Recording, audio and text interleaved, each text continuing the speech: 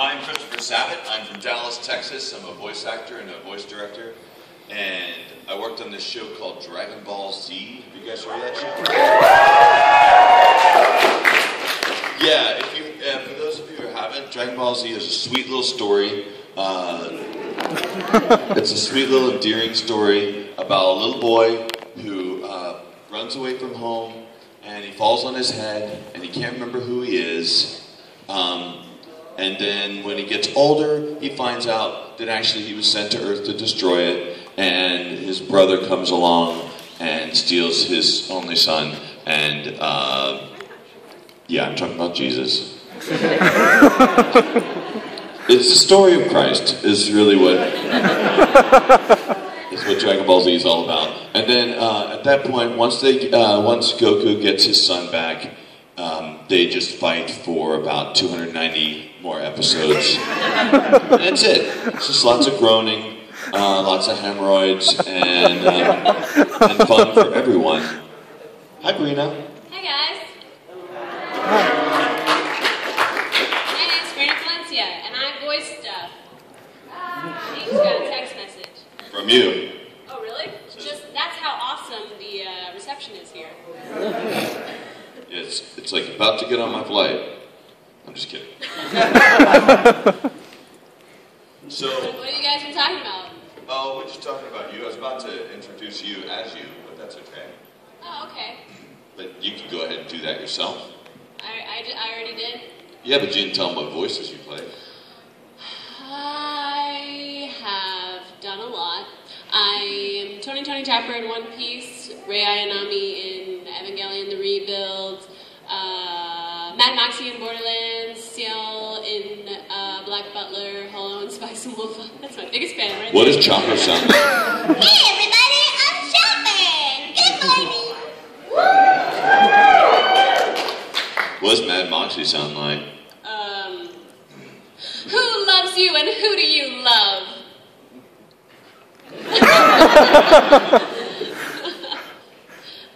Yeah, I do a lot of stuff, and then on Dragon Ball Kai, I play Chaozu and Poir. What does Chaozu sound like? I'm gonna kill myself! What does Poir sound like?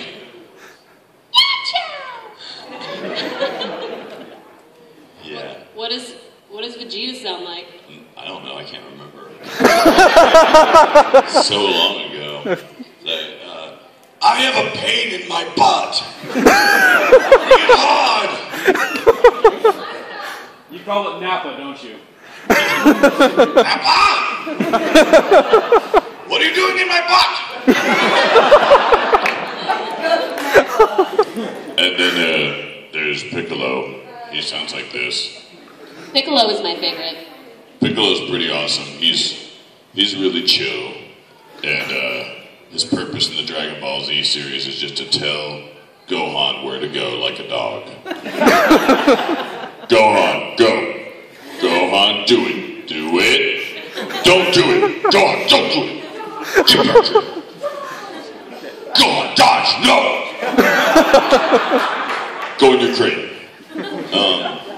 There's Yamcha in Dragon Ball, and he sounds like this, and he was like super awesome in Dragon Ball Z, and then he becomes a super big loser by the end. I guess he got a hand through his heart at one point, and he was like, I can't do this anymore. What's your character's name in Speed Grabber? Saga. He's my favorite. Yeah, that's an endearing little show. It's a cute Just a precious little sweet story about a man who goes into some sort of weird secret ceremony because he's a reporter to report on it, and he sees all this weird stuff happening, and then he kisses a girl who floats down from the ceiling who turns out to be like 16 years old, and then, but it's okay, he didn't get in trouble, he just got the ability to kill people with his camera. Totally natural. Something that can happen to all of us, so you can learn from it. It's a real slice of life. So, this is a panel about anime voice actors. Cool. So let's talk. That's what we do. Yeah. It's appropriate that we were here. Yeah, it worked out. Good. Worked out. What other shows have you been in? You know? do we want to open it up to like a Q&A or something instead of just spouting off our resume that they could just look up on their iPhones? Yeah, yes. How about you just come up and tell everyone what I've been in? Oh, and here's the deal. I will only answer questions if you're wearing an over 9,000 t-shirt. Okay, there's one person that's wearing one. Are you wearing an over 9,000 t-shirt? Yeah. Okay, good. Do you have a question? Are you sure?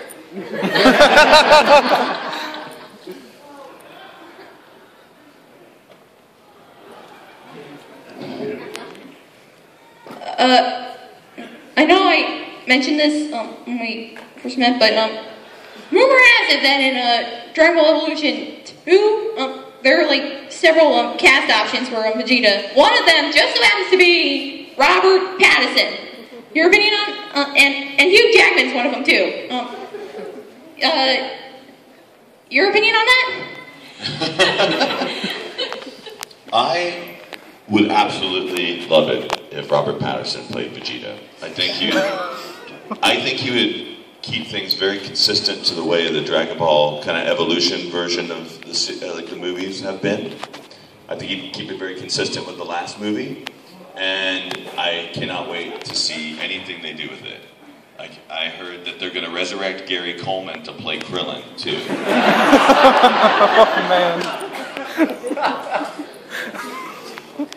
Well, they're going to use like 3D technology and use kind of all of his movements from different strokes and stuff just as reference. Man, I love the Dragon Ball Z Evolution movie. It was so much fun.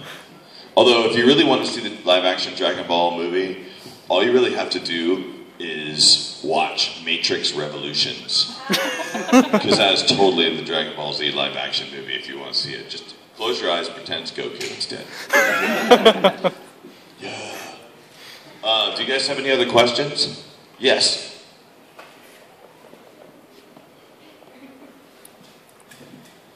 So, hi, my name is Laura. I feel like I'm at an AA meeting now. Speak your mind, Laura. Don't worry about it. We're all supporting. We're all friends. As an aspiring voice actor in the anime and cartoon industry, and as you are one of the few females who actually does boy voices that I've met, and, you know, character voices, not necessarily just, you know, women.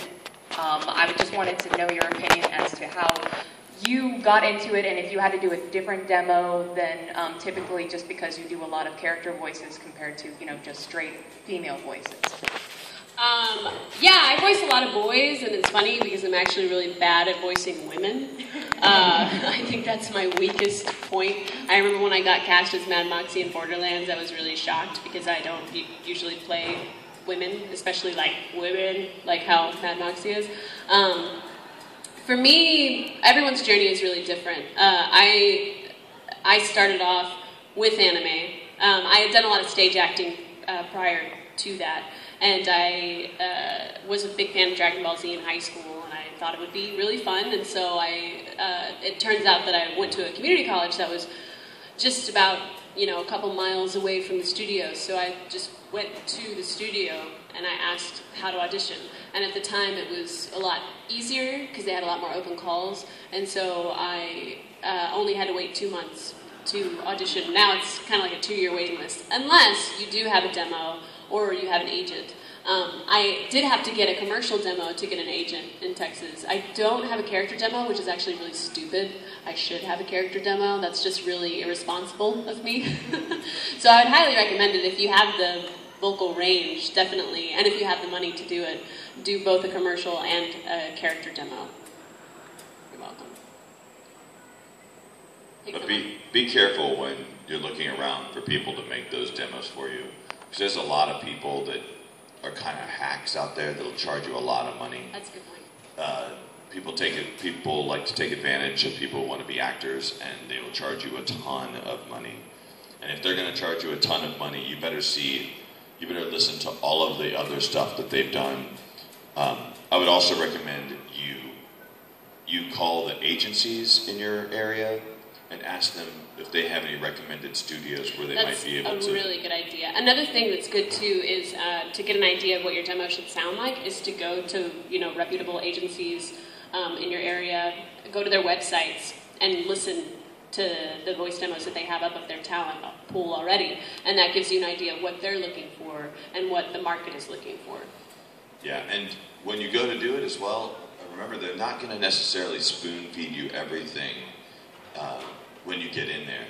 My suggestion would be to bring as much written stuff in with you as possible. And what I typically tell actors when they come to my studio to do a demo is to go to web pages of stuff that they're interested in, because you're more likely to sound confident about the stuff that you like. And also think about the type of stuff that you might hear your voice in. Like, I mean, you are going to probably have to do a spot in your demo that has something to do with some sort of a women's product of some sort, like a hairspray or a cologne or something. Like, all women have to do that, or like all women have to do some sort of McDonald's spot or something like that.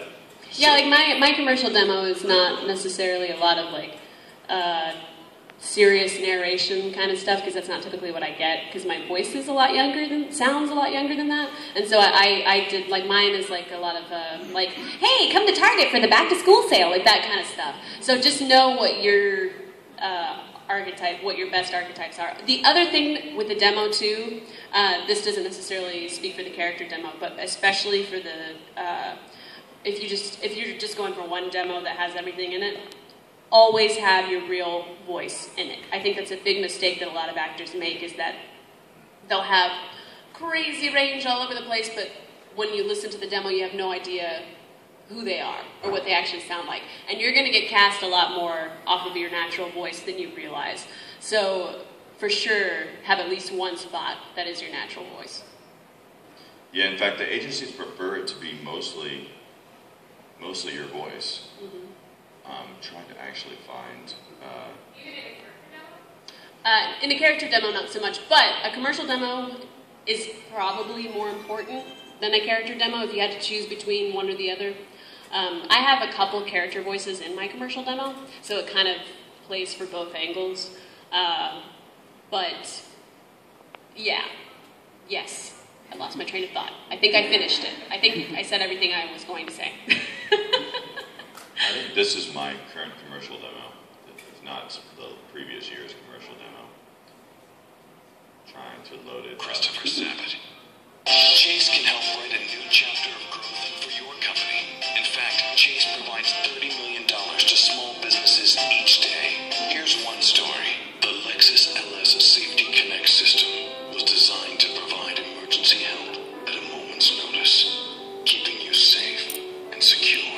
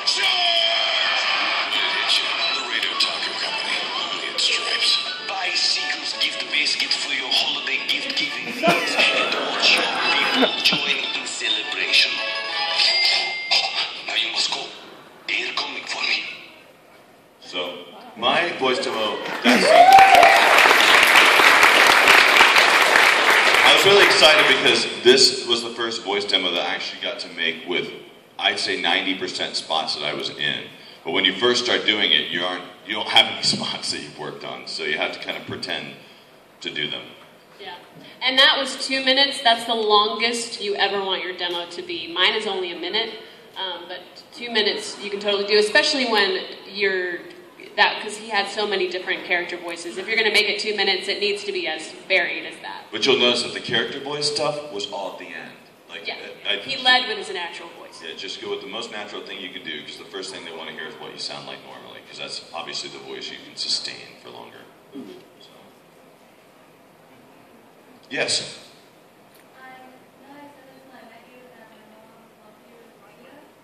Yes.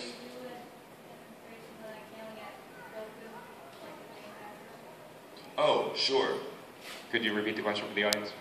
Her mother had a love affair with Vegeta for many years in her mind. Her mother has written Vegeta thousands and thousands of letters and sent photographs which were inappropriate. She wanted to know if Vegeta could say something back to her, in kind. So let's say, "Hey, servant woman, bring me a drying cloth at once and stop riding me!" "Oh yeah, and screw you, Kakarot!"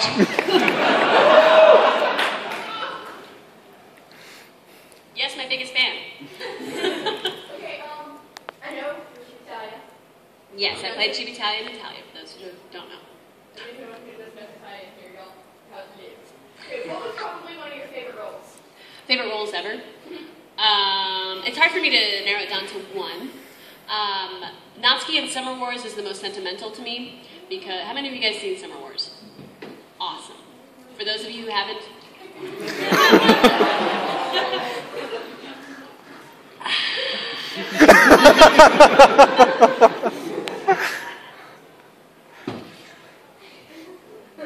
for those of you who haven't, you should see it. It's a very, very, very, very good movie. It's just awesome.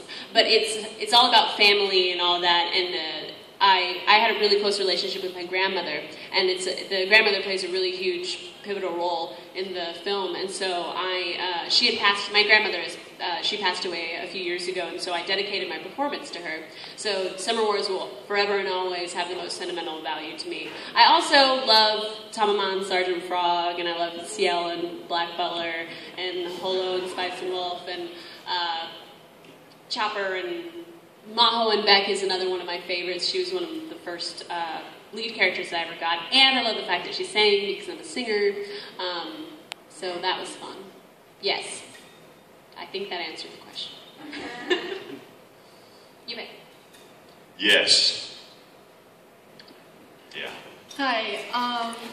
I watched a voice acting documentary like a couple years ago, and one of the things that said was like if you like eat green apples, like that helps you prepare for just acting for the part. Is there any truth to that? And to follow up that question, when you like have a sore throat or you just can't like do the voice again after hours of doing it, how do you just recover from it? Green apples do not help anyone act. They do, however, help you as far as technique. Whenever you're on the mic, you can make a lot of like mouth noises, like those smacks, and it drives engineers crazy. So when you eat a green apple, it cuts down on that sound, so it makes engineers like you more. But it doesn't help you act. It doesn't like loosen up your mouth or anything. It just makes it easier on the engineer.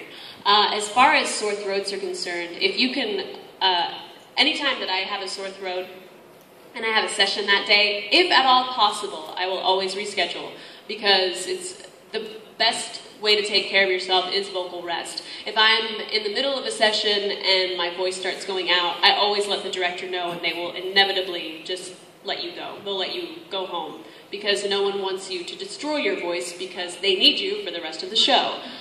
So vocal rest is always, hands down, the best. You can do teas and you can do all that other stuff, but the only thing that really, really works, and especially works in the long run, is allowing your voice to rest and knowing what your limitations are. If you know that you're about to go in and do a character that screams a lot, don't schedule yourself for 8 hours. Only try to schedule yourself for, 2 or 3 hours to give yourself a break.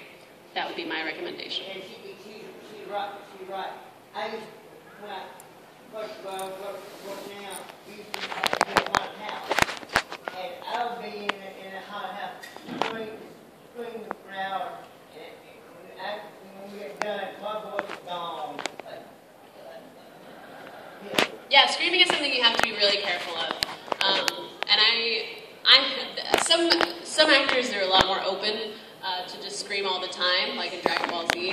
And I, however, try to avoid those roles because I am a singer and I really don't want to lose that ability. So I avoid those roles for one, and then when I do take them, I'll only record them for 2 hours at a time, and I'm pretty open with the director, just letting them know, like, you need to tell, and Chris is actually really good about this when he's directing, like, just tell me exactly how you want this scream, how long you want it, what kind of inflections you want in it, or whatever, like, give it to me exactly so I only have to do it once, instead of having to do it, 3 or 4 times to get it how they want. You scream a lot, what do you do? Well, I've never really bought into any of the kind of superstitions about what you can and can't eat and drink and stuff before sessions, so I just don't worry about most of that.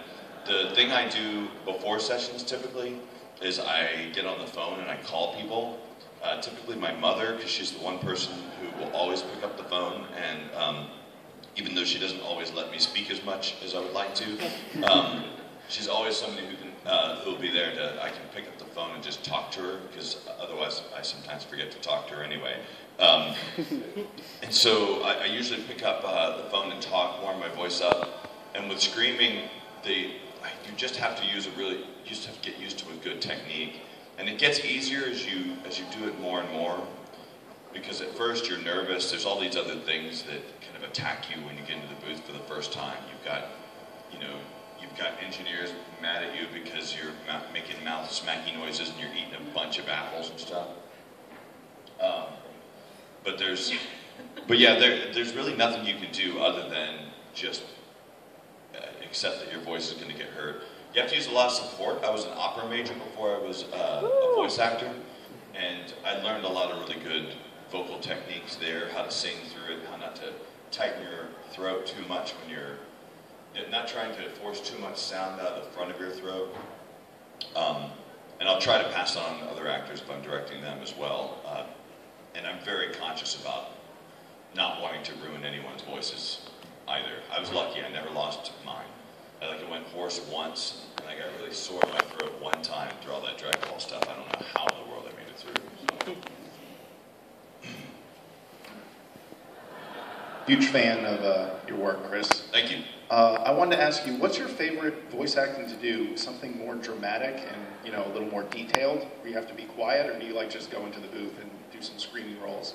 And one request, if possible, I have a YouTube channel named Super Kami Guru 9000. I was wondering if you could do a shout out to that as Vegeta. Super Kami Guru 9000. What? Super Kami Guru 9000? What the crap is that? Who would watch a show like that? Bunch of losers, if you ask me. Ugh. Now they're making me say stuff for them. Great. Awesome. Hi, now I'm your puppet. Hello. Put in another quarter. Vegeta, say something. Look, I gotta go. Ugh. Don't talk to me ever again. Super Kami Vegeta. Get a better name.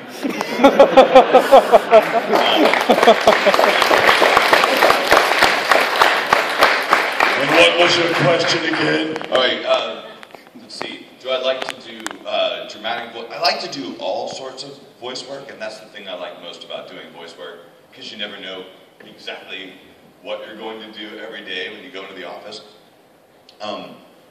It's nice to do, I kind of get bored sometimes with the big, angry, I don't want to be there kind of characters. And I really like when I get to go into a booth and do something that's different and fun. There are 2 huge challenges for voice actors, at least. Okay, maybe girls are better at one of these than guys are. But one across the board is laughing on cue. A lot of people, a lot of voice actors have a hard time doing. That is extra funny to me because girl voice actors are awesome at laughing on cue. Guys suck at it. And I've decided it's because girls always have to laugh at their boyfriend's jokes that aren't funny. Yeah. And girls also have no trouble crying in the booth either. Especially when you're directing. Yeah. Because I always get them into character beforehand. All right, you're not looking so good today. Did you shower? Okay, let's start the session today. What's funny is he really does say that kind of stuff. I kid you not. Just the other day he saw me and I was wearing orange Converse and he was like, "Oh, nice shoes." And I was like, "Oh, thanks." He was like, "They might look better if you actually wore makeup today."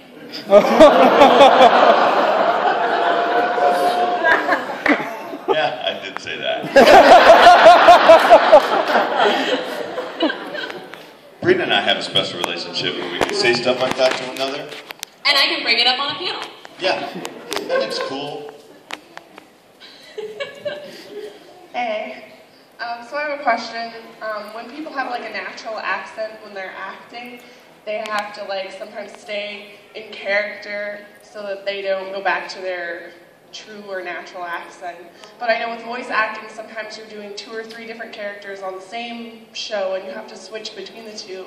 How do you keep that straight? How do you flip back and forth like that?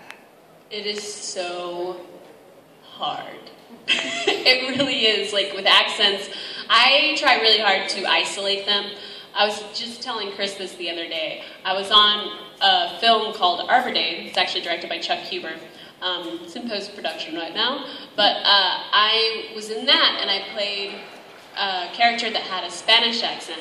And the way that that show was filmed, it was very like improvised, and sometimes he'd be filming you when you didn't know it. And I was the only character that was using an accent, so even when we were like on a break or at lunch or something, I had to stay in the accent all day because I never knew when he was going to start filming. So I did that for 3 days straight and had difficulty getting out of the Spanish accent. The next day, I had to do Black Butler for 2 days straight, which was all British accents.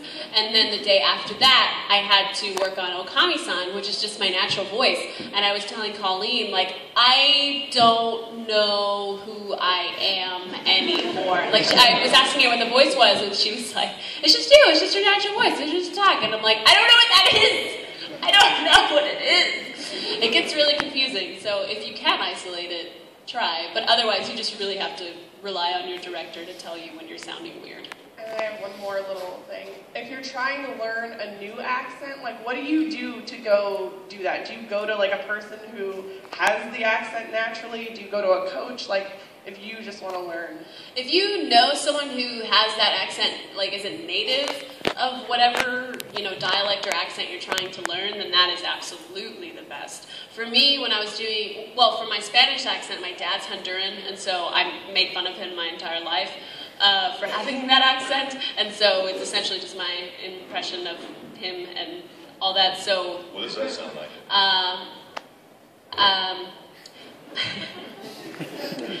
Hi, my name is Brina Palencia. I'm from Honduras, La Ceiba. I like to write music. I am a voice actor, and it's my first time here coming to DragonCon.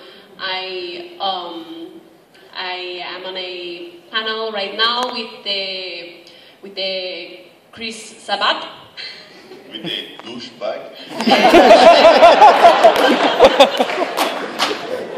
But yeah, so if you can find someone who is a native of whatever dialect you're trying to do, that's always the best. What I did for Black Butler, and this was actually Colleen Clinkenbeard's suggestion, she told me to watch Jane Austen, BBC Jane Austen films, to get the right accent. With British accents, you have to be really careful because they are so specific to location. I mean, even within London, there's like 6 different accents. So be sure you know exactly what the director wants first. Let them be super specific with you, and then do your best to find recordings. You can find a lot of recordings online of different accents if you just, you know, Google it. There's also a book, it's a bit dated now, but it's called Robert Bloomfeld's Accents for Actors. And if nothing else, if you can find it, it's a book that comes with a CD, and it's worth getting, only because this dude will go through every dialect and every accent in the world. Is that the one that played in your bathroom? Yeah. We would run it on loop in the bathrooms at the studio. It was just like, but this guy had the craziest, like he would go through and just compare all the regional dialects, even in the United States. And he's very scientific about it, like, American regionalisms compared using the term, wash my car.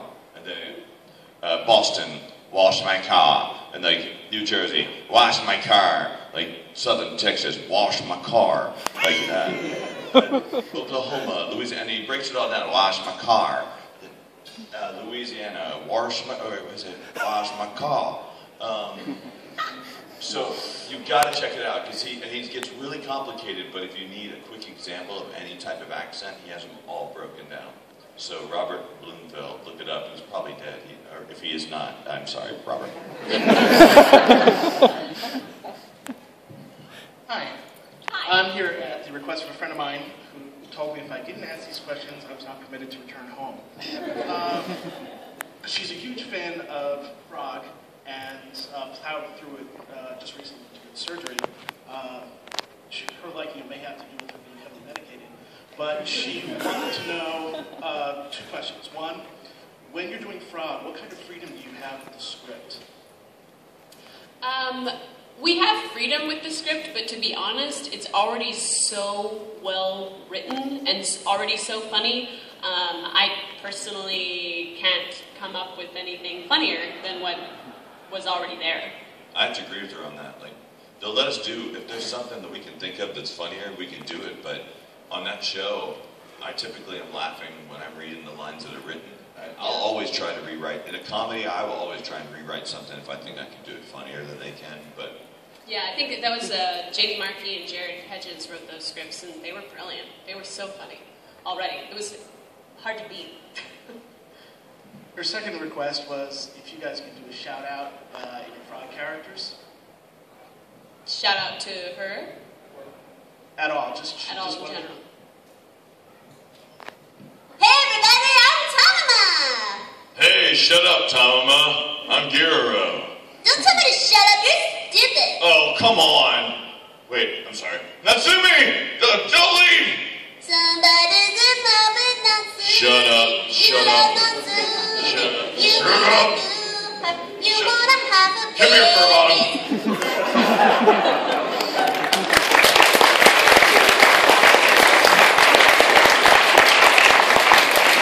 Brina is hands down my favorite voice in that show.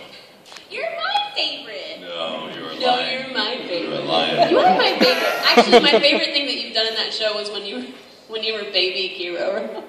Oh yeah. You were like, yeah. So I figured he'd still have a low voice even as a baby frog. Totally. It's kind of what my daughter sounds like, actually. My daughter has a low voice. I'm like, yes. I'm gonna get her to start smoking cigars really young. She was actually smoking them last night. Yeah. Well, they're toddler cigars. They have like half the nicotine in them. So it's totally healthy. Yeah. And like a nipple on the end of it, actually. Yes, beautiful hat person. Beautiful hat person. Very elegant. Besides a demo, what else could you say for somebody who's preparing for an audition, or actually how to find auditions for certain roles? It's hard for me to say because I don't know what the Atlanta market is, but I know in general, to be a voice actor, you really need to be an actor. So, and the best way to get into any sort of industry is to just be present, to be around.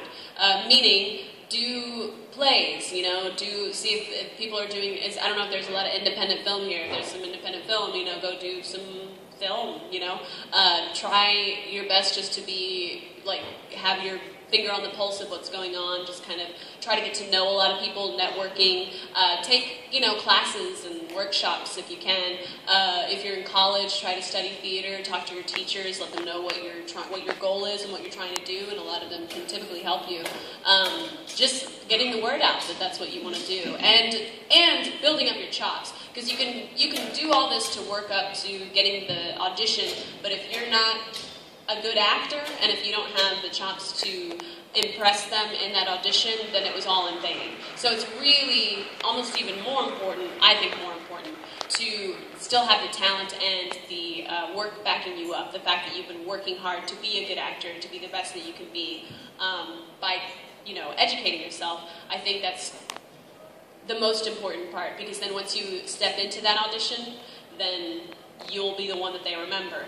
And all the work that you do to keep trying your hardest to be a good actor is going to make people excited about you and want to help you. And if they hear that you want to be a voice actor, if they have any connections, they're going to do anything they can to help you, because they know that you're serious and that you're not just trying to do it for fame or money, which you should never try to be a voice actor for either one of those things. But yeah, I think it's just a matter of getting yourself out there and really trying to focus on the craft of it more so than the business of it. I think always ends up being the better route. Amazing skills make me less likely to kill myself tonight. Is that me? Yep. What was that from? It's from Dragon Ball Z Kai. Oh, okay. Here's a line from another line from Dragon Ball Z Kai where Kyle Abear was in, and it was for a game actually, and the line was untranslated, so it was just a huge mess. But I asked him to read it anyway, just so that I could have this recording of it. It's pretty funny. I had him just read it word for word. He kind of couldn't hold it all the way to the end either. Wait for it. No reception. To think of fighting that is this fun. So